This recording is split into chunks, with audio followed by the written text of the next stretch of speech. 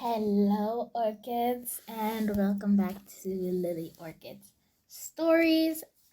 No, it's been a while, a very long while, and I have been very blocked. But now I'm perfectly ready to post the next stories for what's going chapters. This will be 5 chapters, evidently from You're My Real Enemy, Crystal Queen, and Orchids Contain Poison Apples. But and I can't wait to let you see what's going on and how these stories have been made. And I hope you're having fun. Enjoy!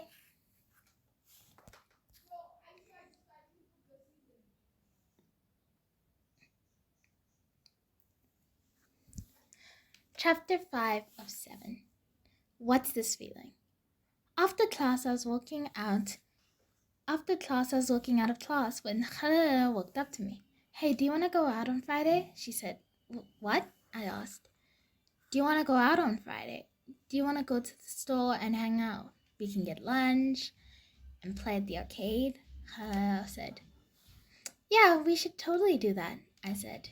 Well, bye. I've got a cat, she said. She ran off. What the hell was that? I asked myself. I just shrugged my shoulders. Tana and Cecilia walked up to me. Hey, why did Lila run off? Cecilia asked. She had to get to Cat, I said. Oh, well, we have to go to accounting, Tanda said. I looked at my watch and I saw I had to get to class. And not only that, but I was going to be late. So I sped walked to class. When I finally got there, I knocked on the door. Come in, Miss Kamala said. I walked in, and she was standing in front of the class, and she looked pissed. Sorry for being late to class, ma'am, I said. She sighed. Please just go to your seat, she said. I walked over to my seat, next to Mamatle. What made you so late? She asked. Well, I was talking to a friend after Matt's call, I said. Well, unlucky you. Ma'am told us that she was pissed, so we're all fucked, Amatle said. I giggled at the joke. Excuse me, ladies. Is there something you would like to share with us?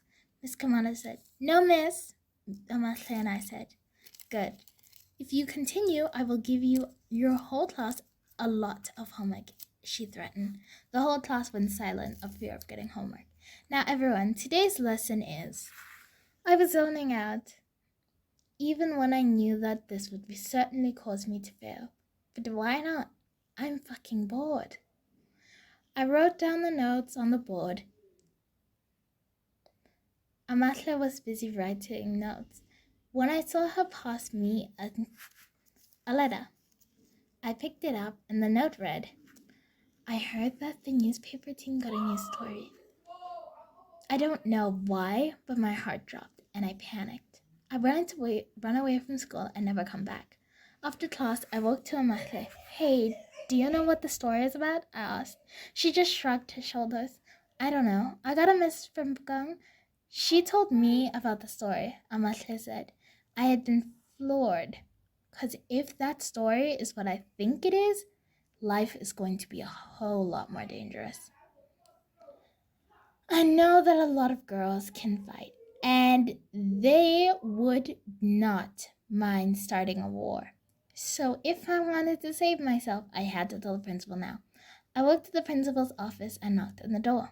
The door opened, and there was Miss Adele. She offered for me to walk in. Now, miss, why are you in my office? She asked. Ma'am, it's about the recent gossip articles, I said. The principal must not have heard of this article because she looked confused. What are you talking about? I've never heard of this gossip article. Miss Adele said. Oh, so she doesn't know. Just great, I thought. Before I could talk more, there was a knock on the door. Come in, Miss Adele said. Miss Rosalind, my business studies teacher, came into the office. Well, there goes my chance, I thought.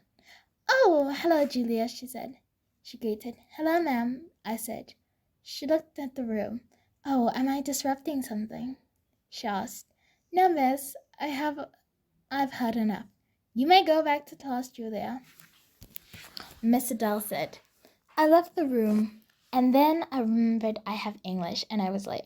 I sped up and headed to class. When I got there, I took a deep breath and knocked on the door. When I entered the class, Ma'am was not happy. Julia, what is the reason you're late for my class? She asked. Oh, well, you see, I said. The teacher rolled her eyes and pointed for me to sit down. I walked to the back with some people giving me looks and even tripped me. There was a slight chuckle when I stumbled.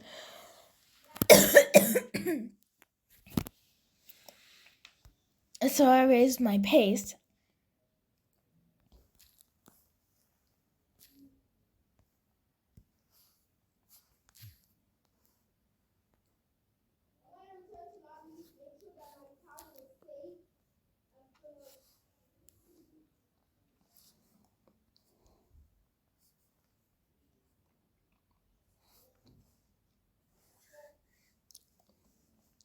I sat down at my table and pulled out her books. As the teacher taught the class, the students sent letters to me.